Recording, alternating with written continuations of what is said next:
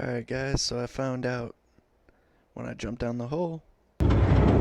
As the machine whirred into motion That wasn't and actually Stanley was inched closer and closer to his demise, he reflected that his life had been of no consequence whatsoever. Stanley can't see the bigger picture.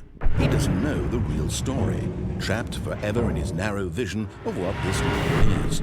Perhaps his death was of no great loss, like plucking the eyeballs from a blind man. So he resigned and willingly accepted this violent end to his brief and shallow life. Farewell, Stanley.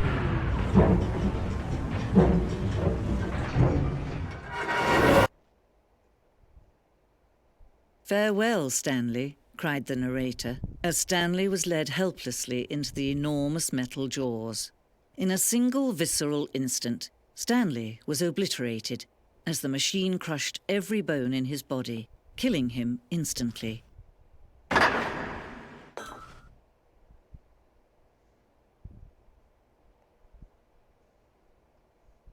Psych. And yet it would be just a few minutes before Stanley would restart the game, back in his office, as alive as ever. What exactly did the narrator think he was going to accomplish? When every path you can walk has been created for you long in advance, death becomes meaningless, making life the same. Do you see now? Do you see that Stanley was already dead from the moment he hit start?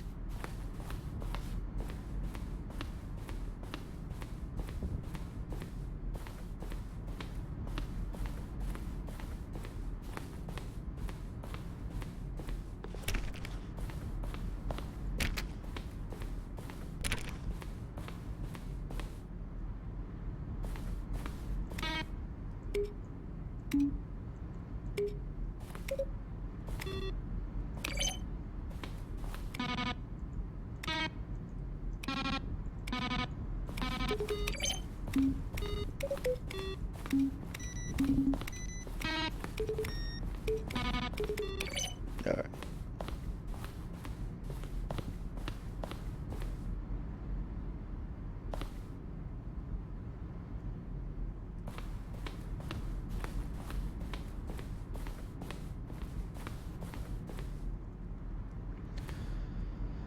Early in development, we designed an ending where Stanley would end up on a battlefield fighting aliens. The action game would become a sentient and would wage war against the narrator.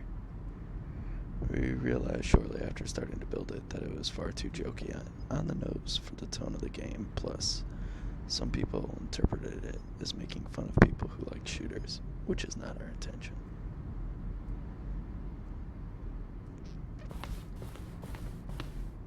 That's a lot to read.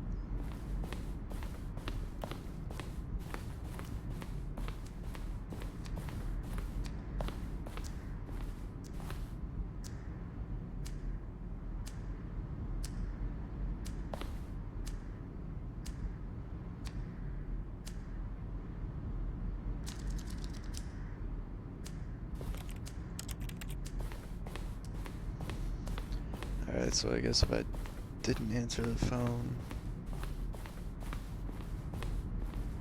I would have been okay.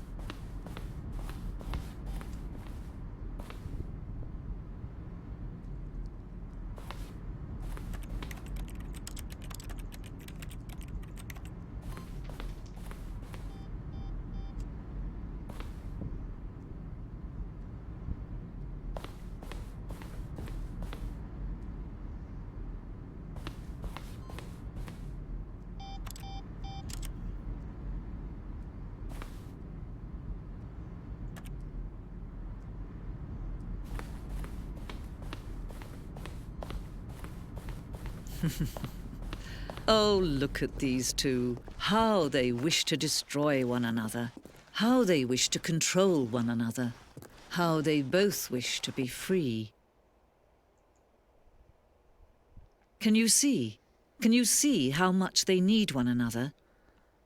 No, perhaps not.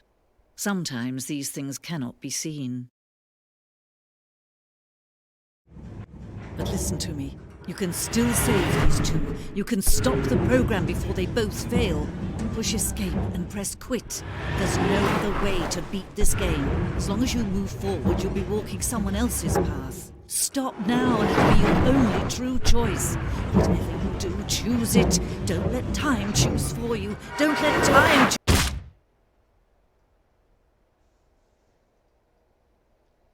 Ouch.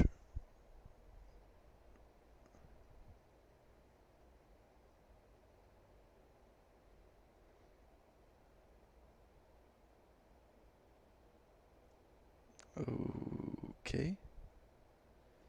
Am I gonna magically wake up in the office?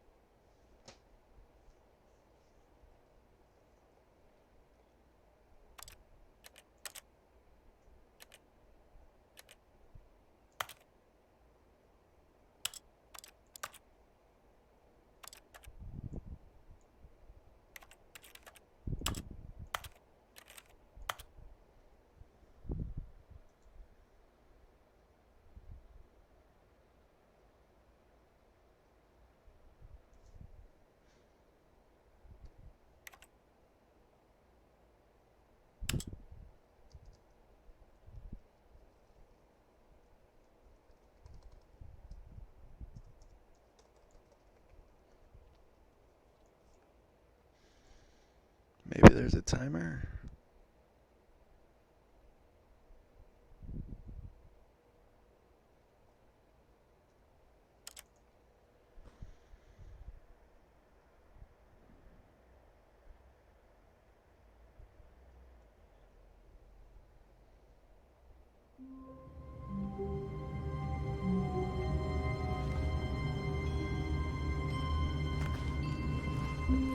All of his co-workers were gone. What could it mean? Stanley decided to go to the meeting room. Perhaps he had simply missed a memo.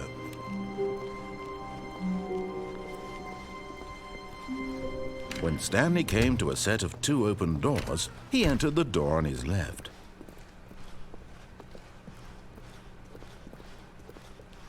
Yet there was not a single person here either. Feeling a wave of disbelief, Stanley decided to go up to his boss's office. Oh no, no, not again. I won't be part of this. I'm not going to encourage you. I'm not going to say anything at all. I'm just going to be patient and wait for you to finish whatever it is you enjoy doing so much in this room. Please take your time.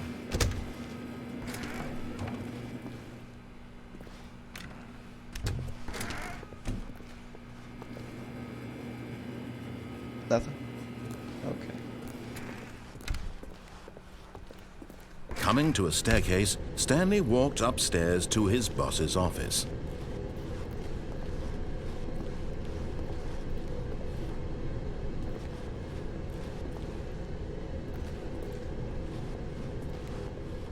But Stanley just couldn't do it. He considered the possibility of facing his boss, admitting he had left his post during work hours. He might be fired for that. And in such a competitive economy, why had he taken that risk? All because he believed everyone had vanished? His boss would think he was crazy. And then something occurred to Stanley. Maybe, he thought to himself, maybe I am crazy. All of my co-workers blinking mysteriously out of existence in a single moment for no reason at all? None of it made any logical sense. And as Stanley pondered this, he began to make other strange observations. For example, why couldn't he see his feet when he looked down? Why did doors close automatically behind him wherever he went? And for that matter, these rooms were starting to look pretty familiar. Were they simply repeating? No, Stanley said to himself, this is all too strange. This can't be real. And at last, he came to the conclusion that had been on the tip of his tongue. He just hadn't found the words for it. I'm dreaming, he yelled.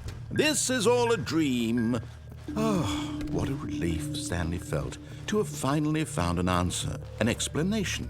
His co-workers weren't actually gone. He wasn't going to lose his job. He wasn't crazy after all. And he thought to himself, I suppose I'll wake up soon.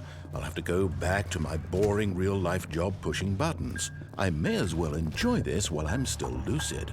So he imagined himself flying and began to gently float above the ground.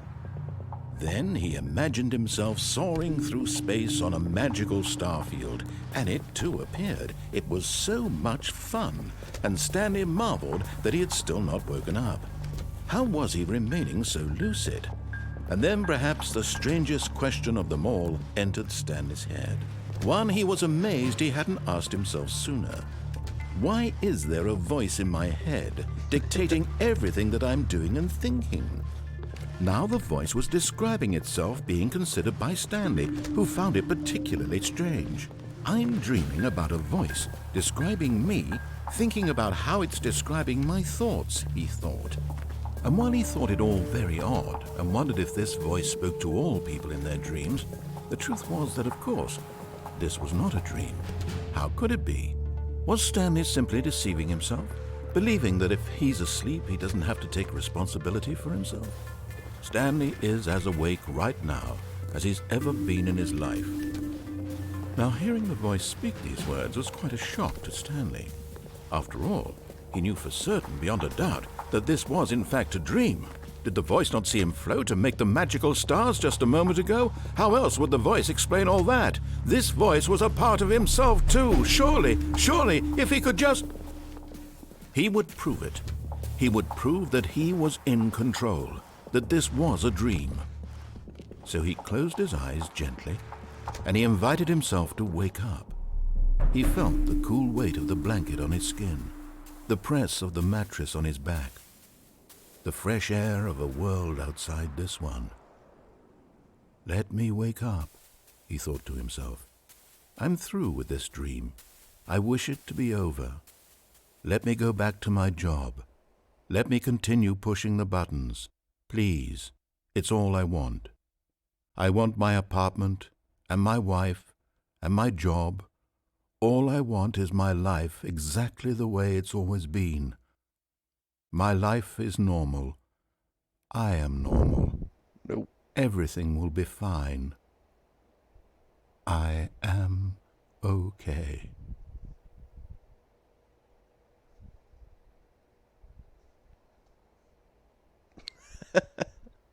Stanley began screaming. Please, someone, wake me up. My name is Stanley. I have a boss. I have an office. I am real. Please, just someone tell me I am real. I must be real. I must be. Can anyone hear my voice? Who am I? Who am I? And everything went black.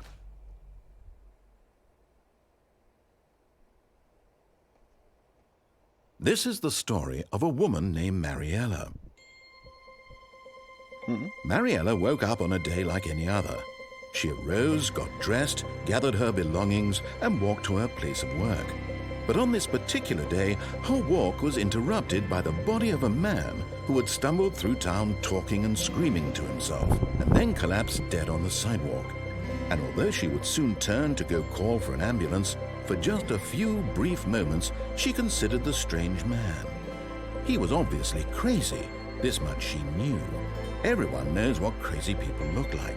And in that moment, she thought to herself how lucky she was to be normal. I am sane. I am in control of my mind. I know what is real and what isn't. It was comforting to think this, and in a certain way, seeing this man made her feel better.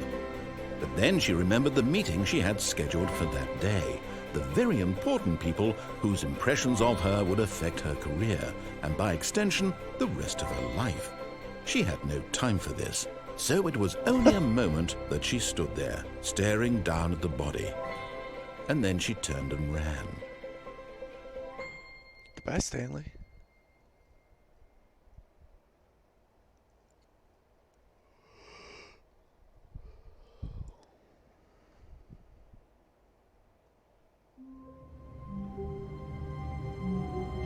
No.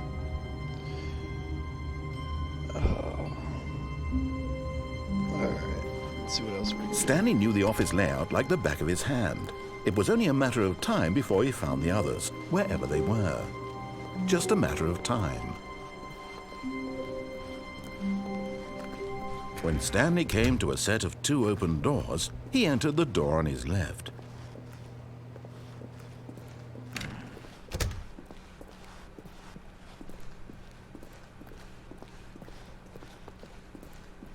Yet there was not a single person here either. Feeling a wave of disbelief, Stanley decided to go up to his boss's office, hoping he might find an answer there. It won't let me in. Coming to a staircase, Stanley walked upstairs to his boss's office.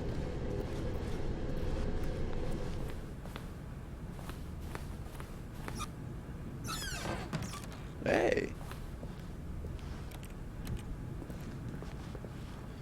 To be rich, is it a crime? To commit crimes, isn't it rich? What a life it would be to have to pick just one.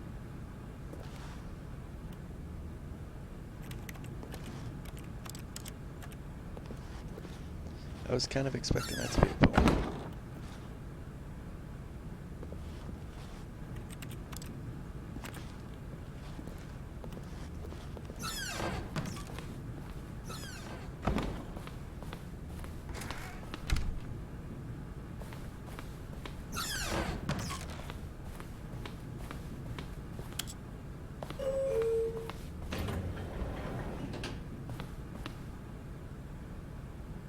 Wow.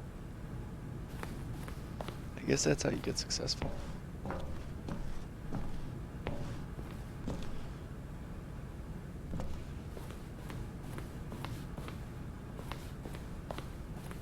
It wouldn't let me on the elevator. Stepping into his manager's office, Stanley was once again stunned to discover not an indication of any human life. What could it mean? Stanley wondered aloud to nobody. He began what Stanley was in such a rush to get through the story as quickly as possible, he didn't even have a single minute to just let the narrator talk. That kind of anxiety isn't healthy, so he relaxed for a few moments with some calming New Age music.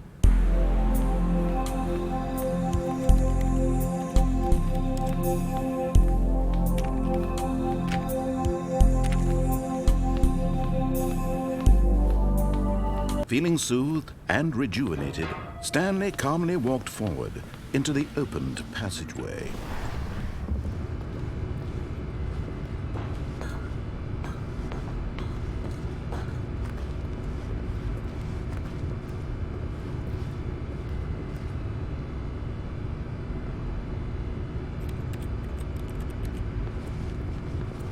I was hoping there was going to be something back there.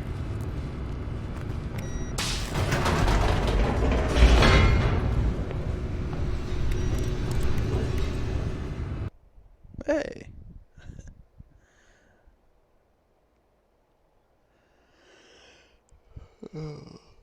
Maybe this time will start us at the bottom.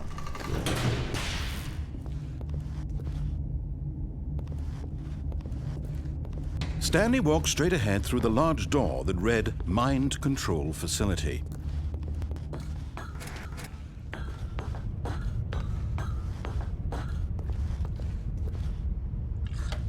The lights rose on an enormous room packed with television screens. What horrible secret did this place hold? Stanley thought to himself. Did he have the strength to find out?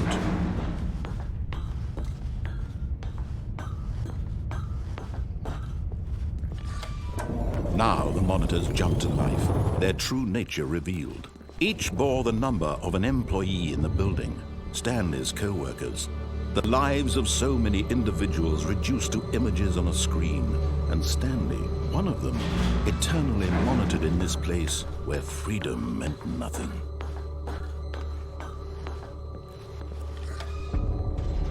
This mind control facility, it was too horrible to believe. It couldn't be true. Had Stanley really been under someone's control all this time? Was this the only reason he was happy with his boring job? That his emotions had been manipulated to accept it blindly?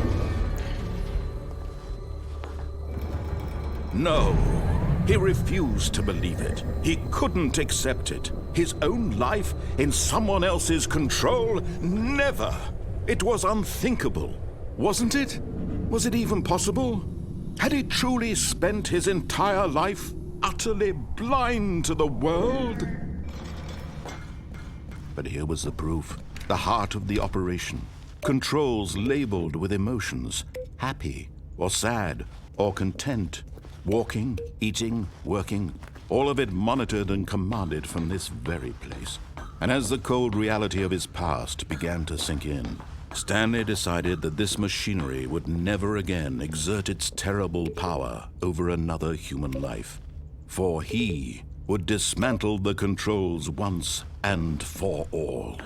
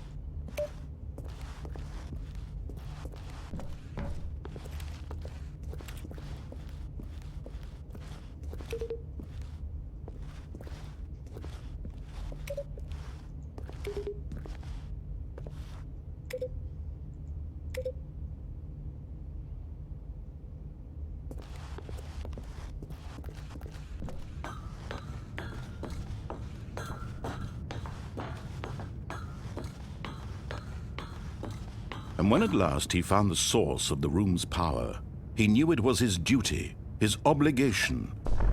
Oh, Stanley, you didn't just activate the controls, did you? After they kept you enslaved all these years, you go and you try to take control of the machine for yourself. Is that what you wanted? Control? Oh, Stanley, I applaud your effort, I really do. But you need to understand, there's only so much that machine can do. You were supposed to let it go, turn the controls off, and leave. If you want to throw my story off track, you're going to have to do much better than that.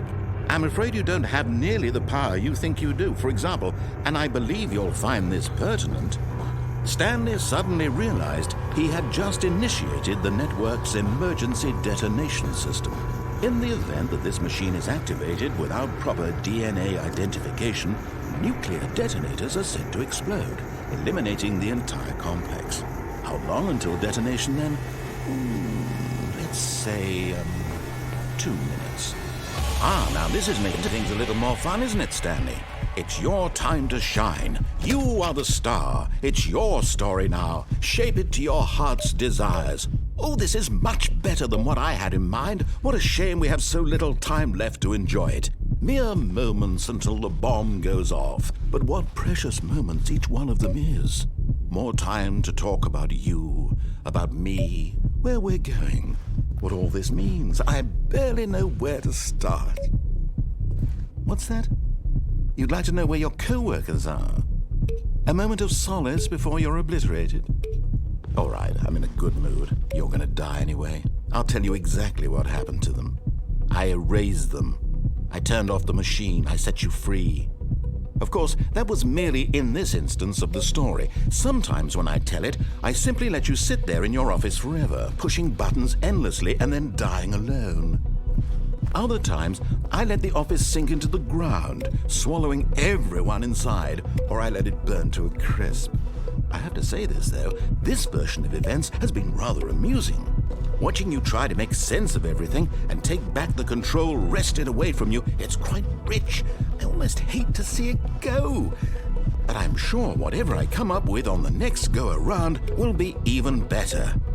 My goodness, only 34 seconds left. But I'm enjoying this so much. You know what? To hell with it. I'm going to put some extra time on the clock. Why not? These are precious additional seconds, Stanley. Time doesn't grow on trees. Oh dear me, what's the matter, Stanley? Is it that you have no idea where you're going or what you're supposed to be doing right now? Or did you just assume when you saw that timer that something in this room was capable of turning it off? I mean, look at you. running from button to button, screen to screen, clicking on every little thing in this room. These numbered buttons, no, these colored ones, or maybe this big red button, or this door. Everything, anything, something here will save me. Why would you think that, Stanley? That this video game can be beaten? Won? Solved? Do you have any idea what your purpose in this place is? Stanley, you're in for quite a disappointment. But here's a spoiler for you. That timer isn't a catalyst to keep the action moving along. It's just seconds ticking away to your death. You're only still playing instead of watching a cutscene because I want to watch you for every moment that you're powerless, to see you made humble. This is not a challenge, it's a tragedy. You wanted to control this world, that's fine. But I'm going to destroy it first, so you can't. Take a look at the clock, Stanley. That's 30 seconds you have left to struggle. 30 seconds until a big boom and then nothing. No ending here, just you being blown to pieces. Will you cling desperately to your frail life, or will you let it go peacefully? Another choice. Make it count. Or don't. It's all the same to me, all a part of the joke. And believe me, I will be laughing at every second of your inevitable life from the moment we fade in until the moment I say, happily ever up.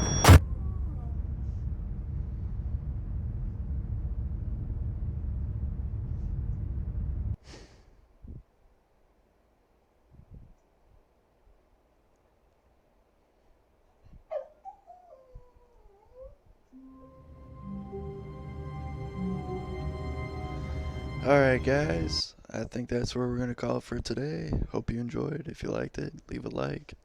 If not, tell me why. Tell me what you want to see. Until next time.